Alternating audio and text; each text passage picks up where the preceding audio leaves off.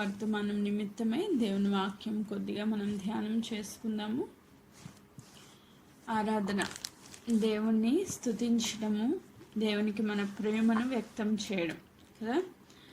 ఆరాధన కొరకు మనము దేవుని యొక్క గొప్పతనాన్ని, ఆయన ప్రేమను, ఆయన నమ్మకత్వాన్ని జ్ఞాపకం చేసుకుంటూ ఉంటాం.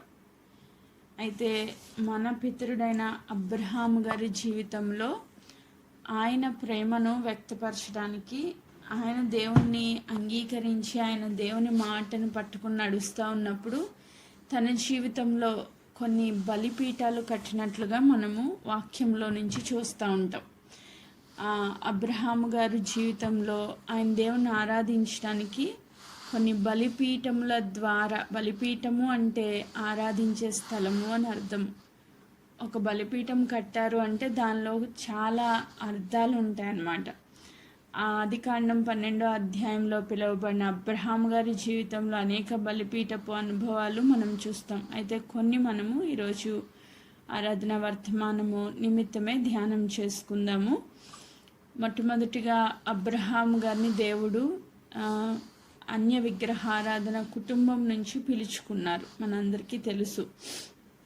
ఊరు అనే స్థలం నుంచి దేవుడు ఆయన్ని పిలుచుకుని, కల్దీల పట్టణంలో నుంచి పిలుచుకుని కనాను దేశానికి రమ్మని చెప్పినప్పుడు ఆయన ఆ యాత్ర బయలుదేరి కొన్ని దినాలు తెరాహు బతుకున్నంత కాలము ఆయన మధ్యలో ఆగినట్లుగా, ఊరు నుంచి బయలుదేరి హారాన్లో ఆగినట్లుగా, హారాన్లో ఆయన మృతి పొందిన తర్వాత బయలుదేరి కనాన్లో అడుగుపెట్టినట్లుగా మనం చూస్తాం. మొట్టమొదటి బలిపీఠపు అనుభవము ఎక్కడ అబ్రహాం గారి జీవితంలో మనకు కనబడుతుంది అంటే ఆదికాండము 12వ అధ్యాయము 7వ వచనంలో మొదటి బలిపీఠపు అనుభవాన్ని మనం చూస్తాం. ఆదికాండము 12వ అధ్యాయము 7వ వచనం నేను చదువుతున్నాను. యెహోవా అబ్రహామునకు ప్రత్యక్షమై నీ సంతానమునకు ఈ దేశం నిచ్చెదనని చెప్పగా అతడు తనకు ప్రత్యక్షమైన యెహోవాకు ఒక బలిపీఠము కట్టెను. ఆమేన్. సో ఎవరో తెలీదు, జస్ట్ ఒక స్వరం మాత్రమే వినిపించింది అబ్రహాం గారికి. ఎవరో తెలీదు అంటే దేవుడు ఎవరో ఆయనకు తెలీదు, దేవుని యొక్క లక్షణాలు ఏంటో తెలీదు, అసలు ఎందుకు పిలుస్తున్నారో తెలీదు, ఎక్కడికి పిలుస్తున్నారో తెలీదు. ఏమీ తెలియని పరిస్థితుల్లో దేవుడు అబ్రహాముని దర్శించి, నేను చూపించు దేశానికి నువ్వు వెళ్ళాలి, నువ్వు నీ బంధువులను విడిచిపెట్టాలి, నీ సొంత దేశాన్ని విడిచిపెట్టాలి, నీ యొక్క మిత్రులను విడిచిపెట్టాలి, నీకున్న సమస్తాన్ని విడిచిపెట్టి నువ్వు లేచి నేను చూపించే దేశానికి వెళ్ళాలి అని చెప్పినప్పుడు జస్ట్ ఒక స్వరాన్ని విని ఆయన యాత్ర స్టార్ట్ చేశారు. అప్పుడు ఆయనకి ఏమీ తెలియదు దేవుడి గురించి కదా. ఆయన కనానులోనికి అడుగుపెట్టిన తర్వాత మొట్టమొదటిసారి దేవుడు అబ్రహాముకి యెహోవా దేవుడు ప్రత్యక్షమై ఆయన ఇస్తున్న వాగ్దానం ఏంటి అంటే నీ సంతానమునకు ఈ దేశం నిచ్చెదనని చెప్పగా, ఆయనకి అప్పటికి ఏం లేదు, సంతానం లేదు, ఆయన అప్పటికి పిల్లలు లేని వ్యక్తిగా ఉన్నారు. అయితే దేవుడు ఒక వాగ్దానంతో ఆయన ఆశీర్వదిస్తూ ఉన్నారు. ఇప్పుడు నువ్వు అడుగుపెట్టిన ఈ స్థలాన్ని నీ సంతానానికి ఇస్తాను అని చెప్తా ఉన్నారు. ఇలా దేవుని యొక్క స్వరం ఎప్పుడైతే ఆయనకి వినిపించిందో మొట్టమొదటిగా ఆయనకి ఏం అర్థమై ఉండొచ్చు అంటే అసలేం తెలియదు కదా, జీరో నాలెడ్జ్ దేవుడి గురించి అప్పటి వరకు. అయితే ఫస్ట్ ఆయనకి ఏం అర్థమైందంటే దేవుడు నాకు తోడై ఉన్నాడు అని అర్థమైంది. ఎలా అర్థమైంది? మొట్టమొదటిగా ఊరు అనే స్థలంలో ఉన్నప్పుడు ప్రత్యక్షమైన దేవుడు మళ్ళా కనానికి వచ్చిన తర్వాత మళ్ళా ప్రత్యక్షమై నేను నీకు సంతానాన్ని ఇస్తాను, ఆ సంతానము ఈ దేశాన్ని స్వతంత్రించుకుంటుంది అని మరొక్కసారి ఆ వాగ్దానాన్ని దేవుడు రుజువు చేస్తూ వచ్చారు. అలా రుజువు చేసినప్పుడు ఆయనకు అర్థమైంది ఏంటి అంటే దేవుడు ఆయనకి తోడై ఉన్నాడు. ఆమేన్. మొదటి మాట. రెండవది ఆయనకు అర్థమైంది ఏంటంటే ఆ కల్దీల దేశంలో ఇచ్చిన వాగ్దానం మరలా తిరిగి ఆయన జ్ఞాపకం చేయడం ద్వారా దేవుడు మాట తప్పని దేవుడు. ఆమేన్. వాగ్దానం ఇచ్చి నెరవేర్చుటకు సర్వశక్తిమంతుడు అని ఆయనకు అర్థమైంది. మాట ఇచ్చి నెరవేర్చే దేవుడు, తోడై ఉన్న దేవుడు అని అర్థం చేసుకుని ఆయన ఏం చేశారంట, ఒక బలిపీఠాన్ని కట్టారు. ఈ బలిపీఠాన్ని ఏమంటారంటే ఆరాధనా బలిపీఠం. అంటే దేవుడు ఆయనకి తోడై ఉన్నారని సంతోషించి, దేవుడు ఆయనకి ఇచ్చిన మాట ప్రకారంగా చేస్తున్నారు, ఆయన వాగ్దానం ఇచ్చి నెరవేర్చే దేవుడని విశ్వసించి ఆరాధించినట్లుగా ఒక బలిపీఠాన్ని అక్కడ కట్టినట్లు మనం చూస్తూ ఉన్నాం. యెహోవాకు ఆయన ప్రత్యక్షతను జ్ఞాపకం చేసుకుంటూ దానికి గుర్తుగా దేవుణ్ణి ఆరాధించడానికి ఒక బలిపీఠాన్ని అబ్రహాం గారు అక్కడ కట్టారంట. ఇది మొదటి అనుభవం అబ్రహాము జీవితంలో, మొట్టమొదట ఆరాధన బలిపీఠం అన్నమాట. నెక్స్ట్ 8వ వచనం మనం చదివితే, అక్కడ నుండి అతడు బయలుదేరి బేతేలునకు తూర్పునున్న కొండకు చేరి పడమటనున్న బేతేలుకును తూర్పునున్న హాయికి మధ్య గుడారం వేసి అక్కడ యెహోవాకు బలిపీఠం కట్టి యెహోవా నామమున ప్రార్థన చేశాను. ఇది 2వ బలిపీఠం. ఈ 2వ బలిపీఠాన్ని ఏమంటారంటే ప్రార్థనా బలిపీఠం. అప్పటి వరకు తోడైన దేవుడు, మాట ఇచ్చి నెరవేర్చే దేవుడు, ఆయన జీవితంలో సర్వశక్తిమంతుడైన దేవుడు అనే అనుభవంలోనికి వచ్చిన అబ్రహాం గారి జీవితంలో నెక్స్ట్ ఆయన ఎక్కడ కట్టారంట, హాయికి బేతేలుకి మధ్యలో కట్టారంట. హాయి అంటే నాశనము, బేతేల్ అంటే దేవుని మందిరం.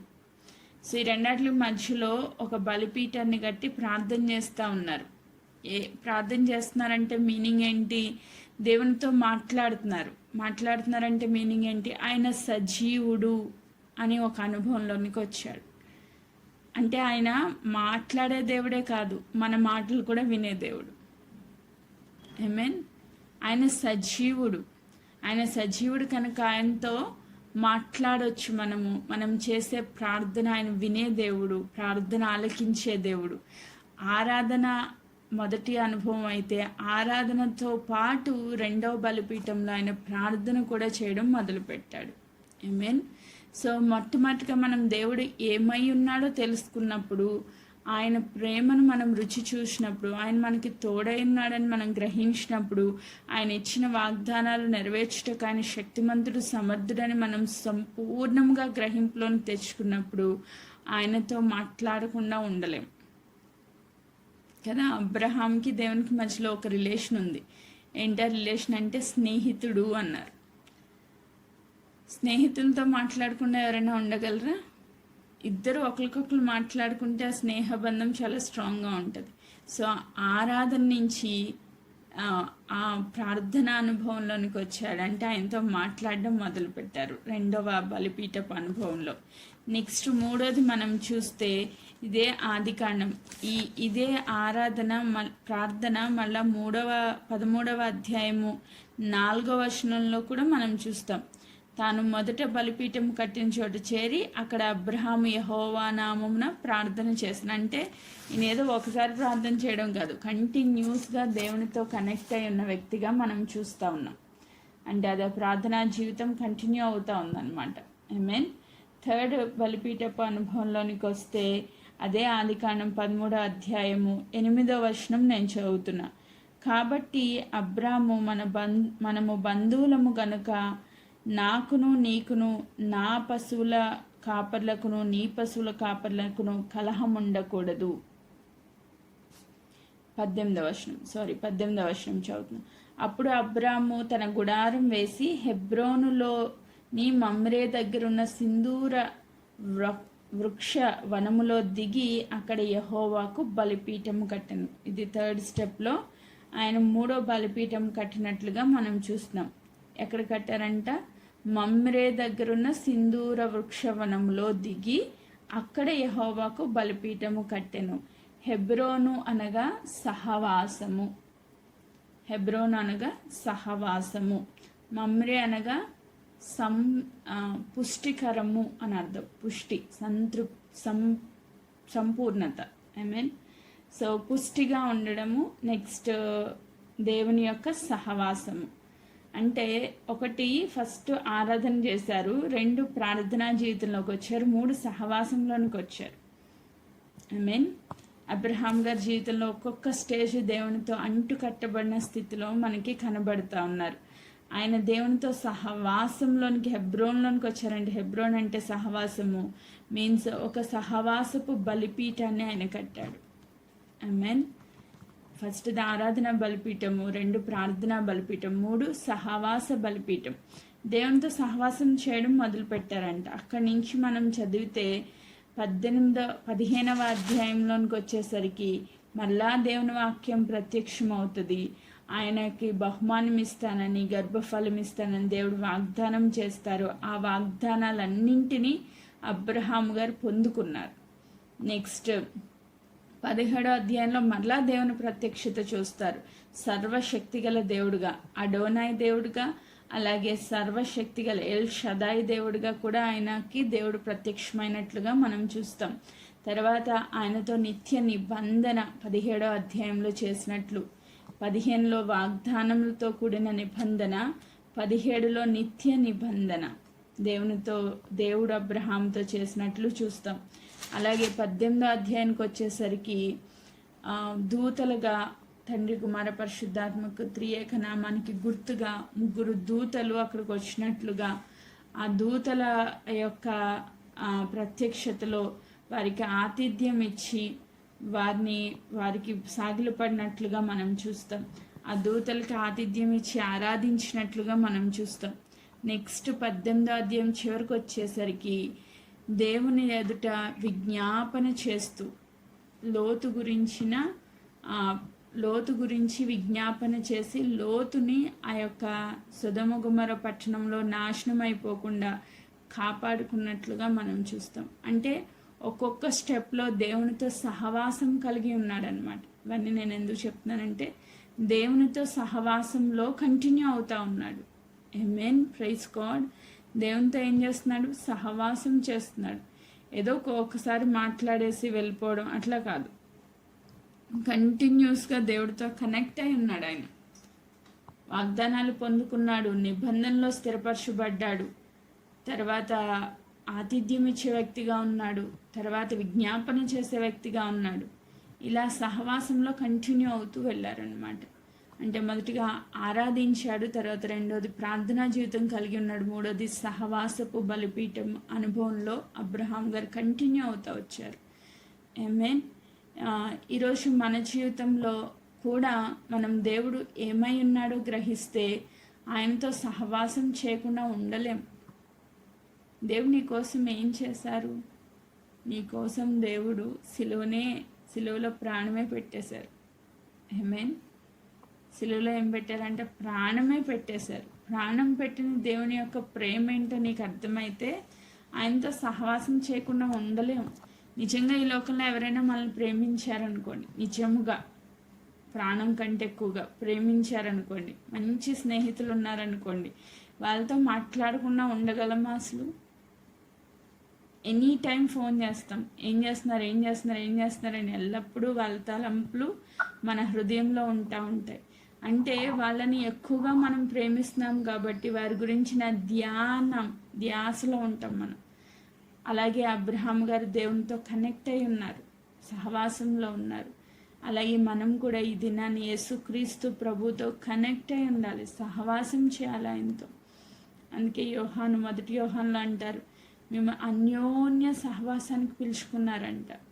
నార్మల్ సహవాసం కూడా కాదు, అన్యోన్య సహవాసం, ఒకరితో ఒకరు మమేకమయ్యే సహవాసం.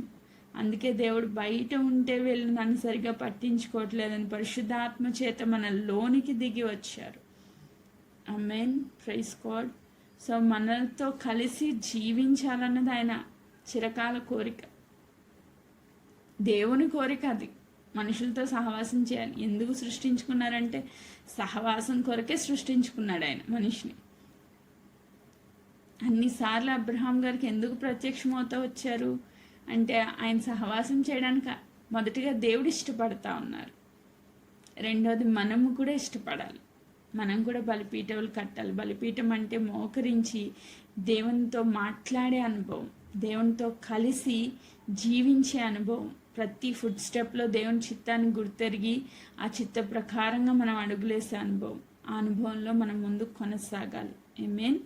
నెక్స్ట్ ఫైనల్గా లాస్ట్ బలిపీఠపు అనుభవాన్ని మనం చూస్తే ఆదికాండము 22వ అధ్యాయము 9వ వచనానికి వస్తే, అలాగున వారిద్దరూ కూడి వెళ్ళి దేవుడు అతనితో చెప్పిన చోటికి వచ్చినప్పుడు అబ్రహాం అక్కడ బలిపీఠము కట్టి కట్టెలు చక్కగా పేర్చి తన కుమారుడగు ఇస్సాకును బంధించి ఆ పీఠం పైనున్న కట్టెల మీద ఉంచాను.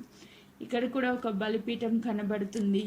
ఇది సమర్పణ బలిపీఠం. ఆమేన్. సో తన జీవితంలో దేవుని ఆరాధించడమే కాదు, ప్రార్థించడమే కాదు, సహవాసం చేయడమే కాదు, సమర్పణ కూడా కలిగి ఉన్నారంట. ఆమేన్. సమర్పణ అంటే ఇంకా తనకున్న సమస్తాన్ని అర్పించుకోవడానికి ఆయన సిద్ధపడ్డారు. తనకున్న సమస్తం ఏంటి?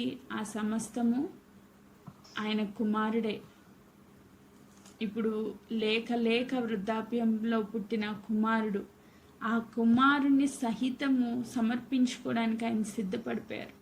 దేవుడు అడిగారు, ఆయన నిజంగా ప్రేమగల దేవుడు. అసలు ఎంత ప్రేమిస్తున్నాడు అబ్రహాం? నన్ను ప్రేమిస్తున్నాడా? నేను ఇచ్చిన దానాన్ని ప్రేమిస్తున్నాడా? దాతని ప్రేమిస్తున్నాడా? దానాన్ని ప్రేమిస్తున్నాడా? చెక్ చేయడానికి ఒక పరీక్ష పెట్టారు. ఆయన పరిశోధించారు. ఆయన హృదయంలో ఉన్న సంగతి దేవుడికి తెలుసు. మనకు తెలియడం కోసము ఈ సంఘటన జరగబడింది అని నేనైతే నమ్ముతాను. అయితే అబ్రహాము దానాన్ని ప్రేమించలేదు, దాతని మాత్రమే ప్రేమించారు. ఆ ప్రేమకు, సమర్పణకు గుర్తుగా ఇక్కడ ఒక బలిపీఠాన్ని కట్టి ఇస్సాకును బంధించి దాని మీద పడుకోబెట్టారంట, బలి అర్పించడానికి. ఆమేన్. కుమారుణ్ణే బలి ఇచ్చిన వ్యక్తి, నువ్వు కూడా నాకు బలి కావాలి అంటే ఆయన సిద్ధపడ్డా? ఖచ్చితంగా సిద్ధపడతారు. అంటే మన జీవితంలో దేవుడి వాగ్దానాలు పొందుకోవడమే కాదు, దేవునితో సహవాసం కలిగి ఉండడమే కాదు, దేవుని కొరకు సమర్పించుకోవాలి. ఆమేన్.